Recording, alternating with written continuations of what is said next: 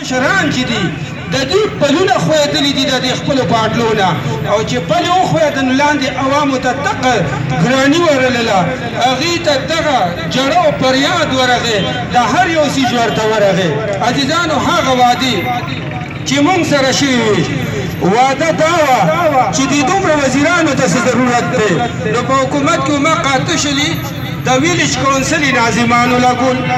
او دغه حساب ضرورت ده چې میخې خرڅې کړلې نو سپي یې پکې وساتل نو ضرورت ده چې د ملک وزیران لږ کم کې نو هغې مقي صاحب زیات کړل د هغې نه یو پته ضرورت او بله درته یو خبره کوم کله چې د ملک نظام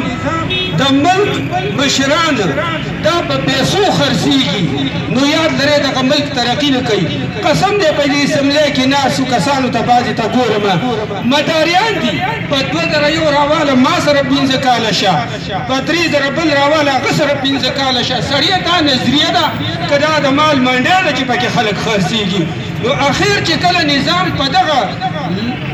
لانجو ګنجو باندې رواني نو لاندې عوام به خامخا د دې دا خبره وي چې هغې ته به ګرانۍ هم راځي هغې ته به د کالیف هم راځي او هغې به دغه حساب خرابېږي او کله چې نظام دا مضبوطو لاسونو کې راشي نو عزیزانو د دې دپاره دا خبره وي چې لاندې قوم هغې به مطمئن اوسېږي هغې ته به ګرانۍ ني هغې باندې به ټکسونه ني لهذا د دې نظام د بدلولو دپاره لومبي څیز دا قرآن دی او د قرآن نظام راوستو دپاره د عالم لمن نیول دي هغه پسې روانه ده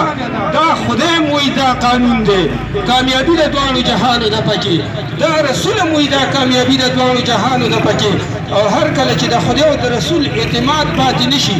د عالم لمن پرېښودلی شي هغه پسې لاړ نشي نو چې کعبه بره ده او یو سړی په ښکته روان وي ټول عمر به روان وکړي خو کعبې ته به ونه رسېږي دغه حساب که یو سړی کامیابي غواړي د عالم لمن رونیسي عالم پسې روان